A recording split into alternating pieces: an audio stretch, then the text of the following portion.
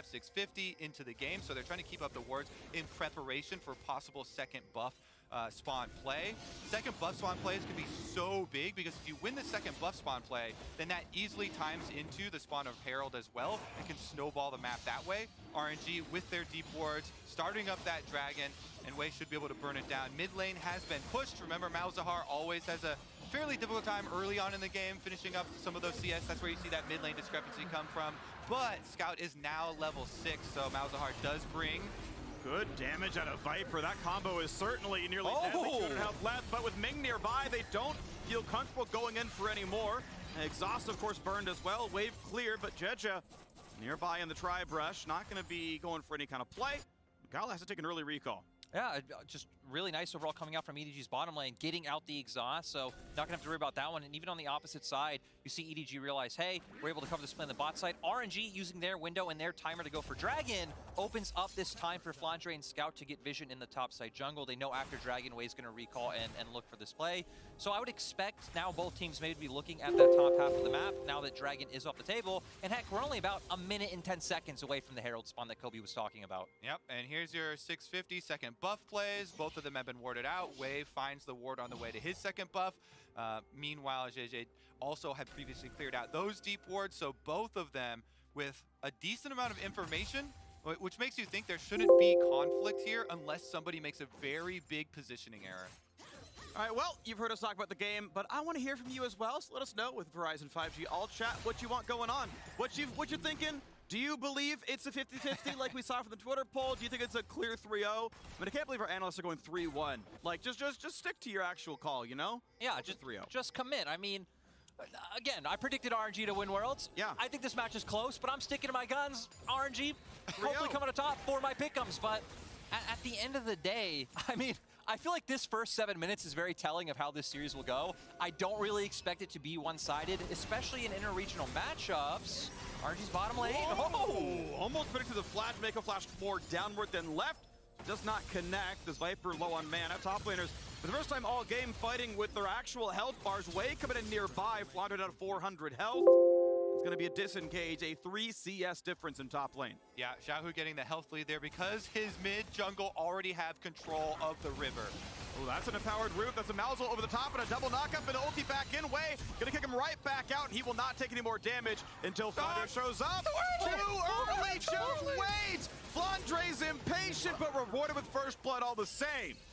And then he goes back to the realm warp there. It's first blood for EDG. Yeah, RNG just getting a bit ahead of themselves. Sticks are looking pretty good on the map, looking up towards top. Their bottom lane winning out, but they walk a bit too far. Straight into Scout and JJ. They have so much first between them. And nice to see EDG picking up a first kill. Oh, Ming went for the risky hook attempt to maybe interrupt Viper's ulti. Actually, maybe thankfully missed, but now level 6. If they can find the target, it's not going to happen. 300 health, about enough to take the fight, but now Xiaohu wants right back into the top side before he can spend the money, and Xiaohu takes first blood, and Crying's like, hey, buddy.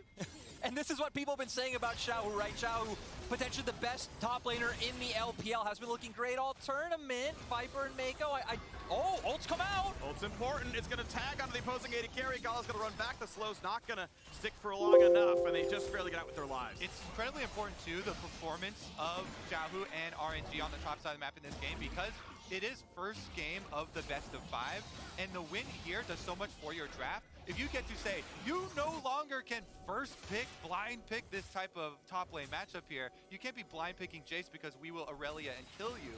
That will have big ramifications for the rest of the series. Here is a big commitment onto the Malzahar. Again, as soon as Malzahar has his ult, very good for these early jungle duels.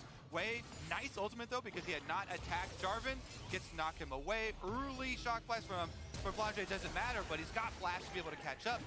So Flash to the skies and into the dirt goes Wei. Yeah, Kobe, and I like what you were hitting on before the replay about how important that top lane kill is, because even looking at drafts holistically, right, for EDG it's going to be a lot about grouping up as 5. I feel like they will win contests over midway, meaning they can get on objectives first. So for RNG it's going to be a lot about playing out through the pressure they can get on sides to be able to enter on objectives or find flanks. So Xiaohu needs to be able to win in that side lane matchup. We're about to get a notification that the Gore Drinker, first Gore Drinker, first mythic of the game has been completed as well. Ding, ding, ding! Congratulations, Xiaohu. 1.77 per game at Worlds. This one's going to have 3. This is the one that people think about when they're like, Gore Triggers in every game. It's like, yeah, sometimes you do have double fighters in an Aurelia, but there's some where you don't have them, right? I'm just saying, I was completely on the same page as Vedius, where it's like, okay, every game you have like one team that builds 2 or 3 and the other team building 1, but as we get back on the map, EDG, they haven't been spotted yet. Here we go. Xiao, who has his flash, does not dodge the knockup, which means Mal's is going to be guaranteed to land it. Silence, everything else lands. No way out. Heals for a bit. And the turret trades him back. Well done, Xiaohu. Yes, Kobe Xiaohu, I can't believe that he made that work. EDG committed so much. Yeah, oh my goodness, the tower shot's being absorbed too. Almost saw the YouTube highlight play where he flashes and also gets a little bit of damage on the scout to finish that one. But because you commit so many resources on top side, RNG will punish you. Getting a 3-person push, Rift Herald. This will one-shot the tower. Top side was pretty low, but I don't think Flandre can finish it in time before the Rift Herald kills bottom and gets Dragon number 2 for RNG. That's the thing, right? For RNG, sure, you still lost on the top side of the map. Technically, Xiaohu lost away. Flandre got more plates, but you get a kill. You're winning on the opposite side as well. It feels like RNG winning everywhere on the map right now. Exactly. Xiaohu gets to type in all chat. Gotta send 3 for me. He got a counter kill. The turret plates were actually in their favor since they already had the Rift Herald on bottom side. So another sweeping victory across the map here for RNG, because even though the gank ends up working down, so much damage there avoided with his W, plus extra damage goes through to finish off the Jarvan. He gets the counter kill, gets the answer. It's not even too bad for him because his wave pushing right back out. He's still got the level advantage over Jace and can push back in time for the turret plate. So it wasn't bad for Xiaohu. It wasn't bad for the rest of the team. It was bad for EDG, my friend. It was, and shout out to the CEO of Camille Hate. I've got friends who would dispute that maybe they're the CEO instead. Maybe they're the CFO of Camille Hate. I like it. Either way, yeah, rooting for RNG. Okay, I dig that. I would love to see which team loses to the Cloud9 in semis. That would be a great run. No. That is a great idea. I'm sorry, CEO of Camille Hay, but that is not gonna happen though. They do have Perks, and Perks has taken down RNG before. I also gotta say our week 2 record versus NA, not the best indicator of what will happen. It's okay, an LPL team's gonna win this game. So, you know, at the very least, the bleeding has stopped for a short time before the wound is reopened in semifinals. I'm also curious to see, it gets so difficult now for EDG to play out this game because RNG, you've got map lead with bottom turret already down, so you can push out, you can get tempo lead, and you've got the Aurelia that has a 2-kill advantage on this chase. So you're split pushing, extremely dangerous for EDG to overextend. You can see them utilizing this effect right now, sending 4 people to the top side to transfer your bottom pressure all the way to the top side and just take over the map. They're even answering well on the opposite side as well, right? Cry knows his job. I just catch bot wave, head immediately to mid, make sure that Viper isn't able to do anything there. So RNG right now covering all their bases, and EDG just pretty much having to play catch up and respond to whatever proactive play RNG goes for. Nobody on EDG has safety. This is something where you always have to be guessing about who has pick potential, who has kill pressure on the opponent team, and then you see that minion wave so that you can just catch it at your turret play defensively.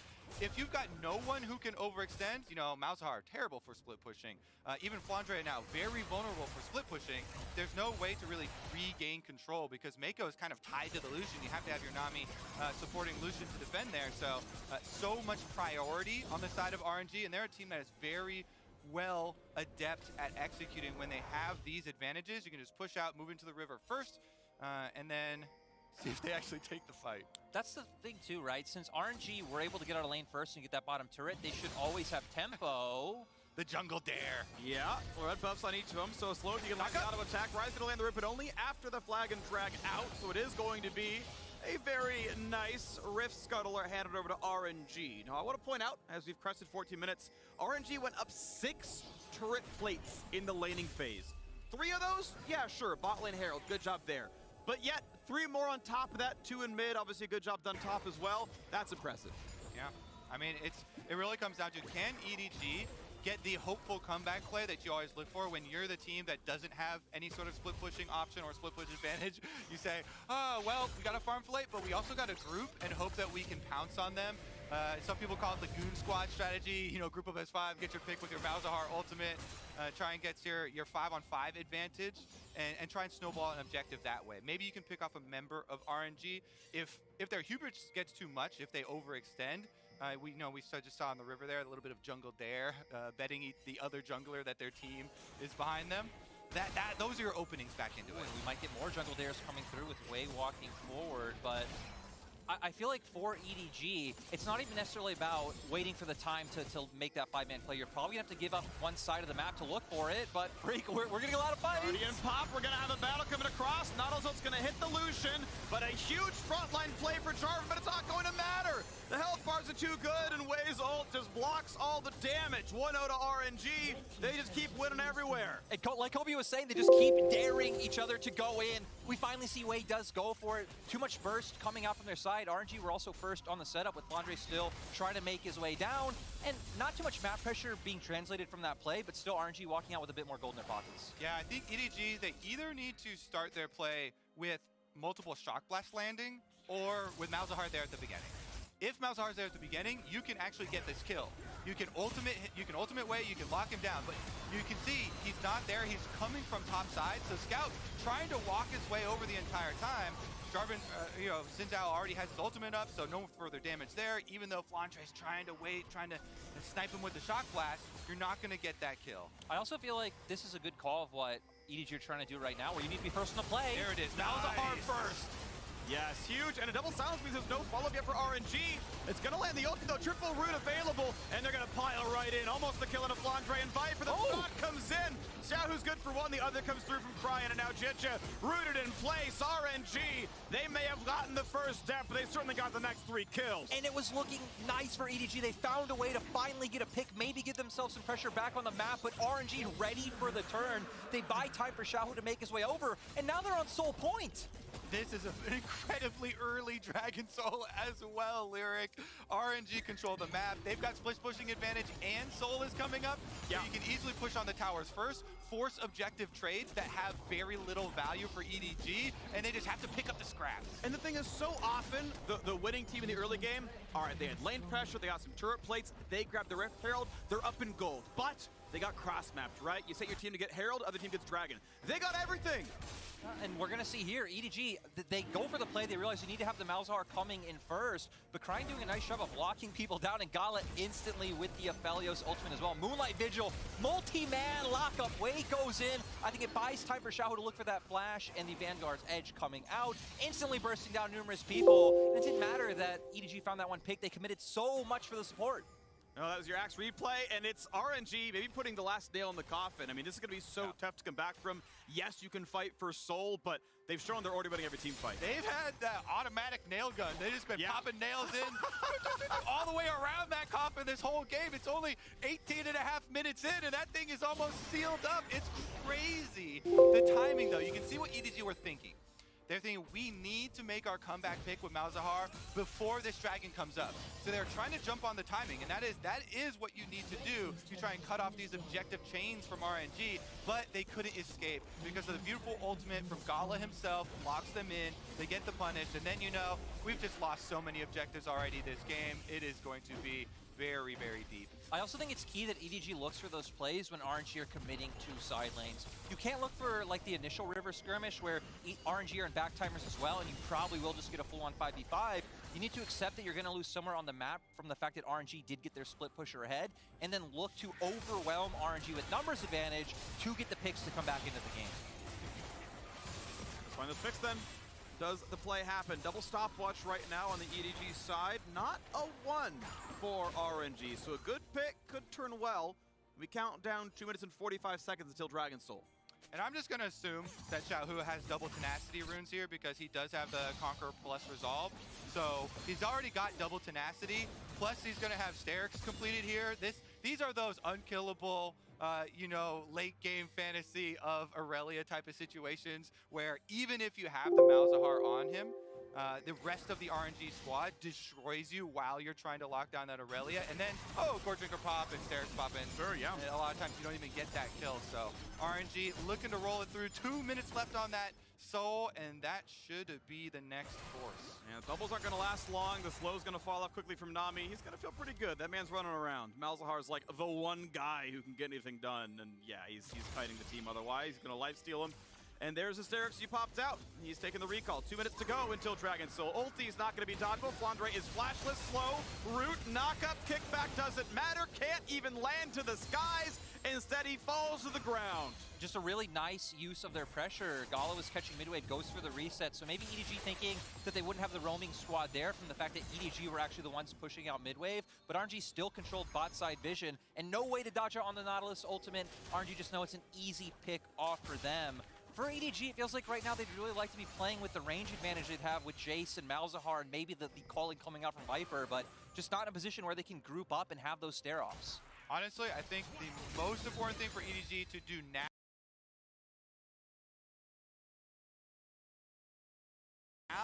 is to stabilize their mental for the long series. This is a best of 5. You can't think about collapsing, with the very fresh memory of yesterday's quarterfinal, which was over in the blink of an eye. You do not want to let that be a repeat. You cannot afford to just completely collapse and fold over. This is EDG. They know that they have a lot digger to deep. And a lot deeper to deep. Digger to deep, I like that. I'm going to use that one again. EDG need to get their mental a lot more sorted than yours is apparently right now, Tony. But I've been rattled by this one already. I do not want a repeat of yesterday, Lyric, please! Hey, but EDG have actually been in this position before. In spring playoffs, these guys played each other. EDG fell down 0-2. They brought back the series 2-5 games. Sadly, they did lose in the end, but EDG are comfortable in these scenarios, and they know that they are able to adapt.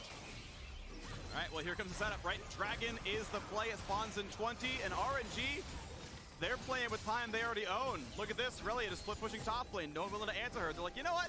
Maybe you can take the Dragon. Well, we're summoning Herald mid, and, maybe we'll just take your base for it, because losing one Dragon doesn't really matter to them, but mid tier 2 is a whole bunch of gold. So top tier 2 is dead. Recall into a TP. Xiaohu shows up after the Dragon spawns, because EDG, you're not going to start Dragon in their face. You can't possibly. Oh, all right. We killed your turret. Now go ahead and run away.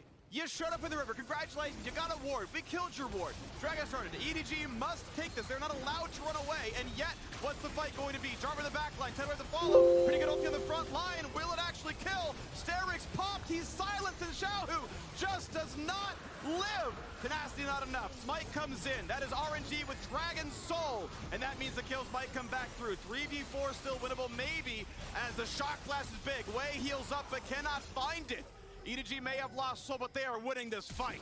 And they're going for more. Scout, gonna get a bit of damage. Pop the zone, you pop the stopwatch. Gala and Cry forced one away. And we saw EDG. That's huge. Can they do Baron off of that shock blast? Yeah, they have to go for it. It feels like, the shock blast of hope from Flandre.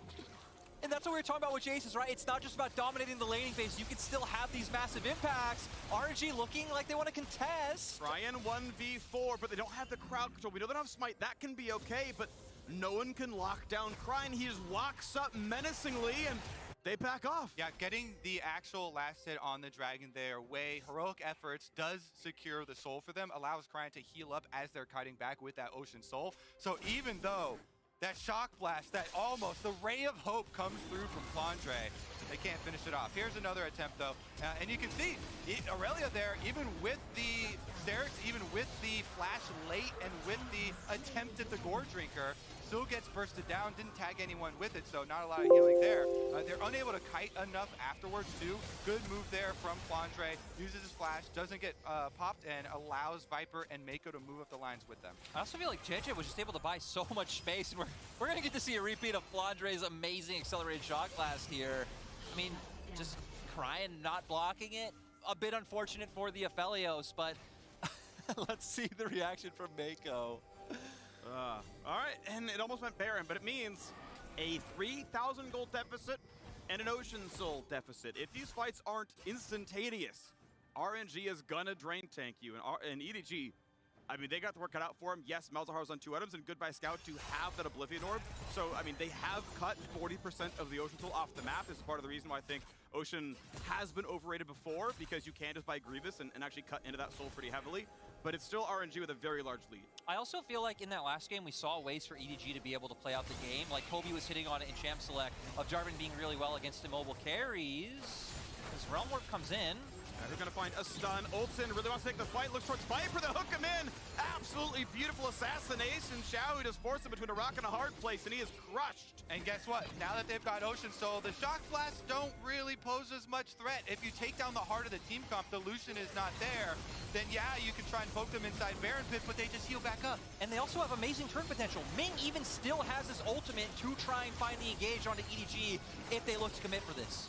Until Ming deals damage, but he will not reach it. He's at half health right now. Wei, look for him. Jia as well, and they're gonna turn. EDG want this fight. The silence and the hook's gonna land. Ming may die, but they will trade back. And Gala and Wei are still inside the Baron Pit, but they need to mark the Jarvan. Spotted out by Aphelios, and Xiao, who is here to zone him away. Blast Plant means he doesn't have an easy way in. Flagger Jarvan be blind, and Baron will be claimed. Will they also get the Jarvan? Seems likely. Nope, looks like JJ actually will be able to get away, but I feel like for RNG it was so critical that they were able to kill Flandre in that play. Flandre really being the only long-range damage they had to be able to get the poke down, so it doesn't even matter that Ming ends up going down in the end. That was definitely a worthwhile trade for RNG. Yeah, Ming knew what his mission was. He's got one goal. We gotta kill this Jace, then it is free. Then no one can stop us from chasing down the Jarvan, forcing him out of the Baron Pit. So he willingly sacrifices his life in the all-in attempt.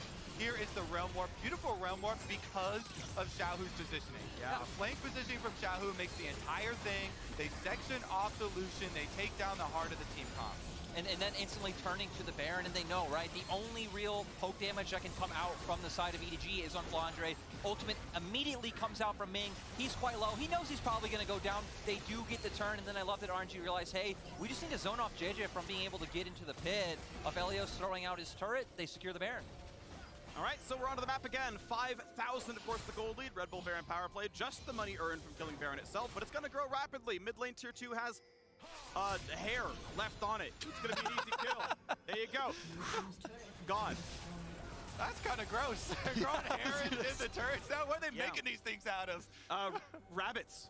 Well, okay, Lyric, take it away.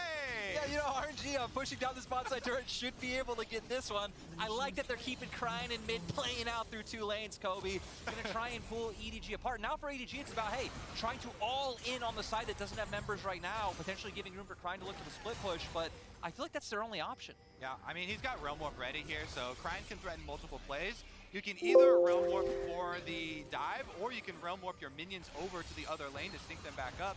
Cannons right now being buffed up, just waiting for the other one. What I kind of like for Rises to sometimes do is do the minion play and get a bunch of them in there, but they don't have to waste it. So level 16 acquired, slowly work your way in. Time to sacrifice bot lane inhibitor turret. You build as much time as you can. Of course, there are some nice plays blocking shock blasts by Wei and then Ming almost.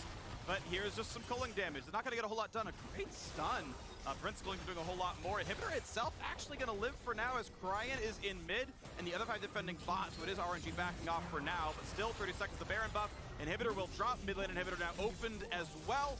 And RNG, pretty good time to reset here with 30 seconds left. I mean, and the thing is, Elder is coming up in 15 seconds. So if there's any objective to flip the game and try and win it out of nowhere where it looks unwinnable, for EDG it is right now. And heck, they've just been in their base, so they're the first ones on the map. They're going to be able to get some vision down and try and find some semblance of control. Yeah, this is one of those, all right, we got one play left in us. Everybody Hail Mary at the Elder. They got 2 smites, Kobe. If you fail that one, go next. Double smite, so yes, maybe a chance here. Ward's coming around. They're going to spot what's going on. Of course, both teams know what the play is at this point. Scout claims the scuttle, means guaranteed EDG vision. Of course, minions flooding into the bottom side. First engage comes across, a whole bunch on a Scout, and Malzahar dies with summoners available, and Cryan brings in the reinforcements. It's a rampage, exactly that. Flandre left alone. His teammates from a year ago eliminated this tournament. He and his new team on the way this way now as well. RNG 14-8 in kills, looking at a 30-minute victory. A slaughter against their countrymen here as EDG, their base will fall. A best of 5 begins, and the first game goes handily to RNG. They won the lanes, they won the map, they handed over almost nothing in a 30-minute game 1 victory over EDG. RNG have had EDG's number all year long, and at least in this first game, it looks like that is still the case. pretty much winning all around the map, right? We saw Xiaohu out playing the plays that EDG are looking for on top side. We saw their bot lane doing just fine as well, and EDG not really able to find any way onto the map early on. Quick, somebody get him a new phone, change the number now, because the same old stuff not working out. RNG absolutely clapping here. And a lot of it is what we thought the playstyle was going to be, okay? Top lane counter pick, that worked out pretty well. CS was equal, but it was map pressure. First Herald went over. Eventually the solo kill went over, right? The fact they came down and took the pressure towards mid. On the other side, okay, EDG, they ban the Yuumi, they go for Lucian Nami, Premier 2-on-2. Now we have Nautilus and Wave Control. Just in order to 2-on-2, get the CS lead and get the pressure. So well done to RNG. And now check out EDG's team pick as the song that represents their playstyle. It's Firestorm by Adventure Club and Sarah Diamond.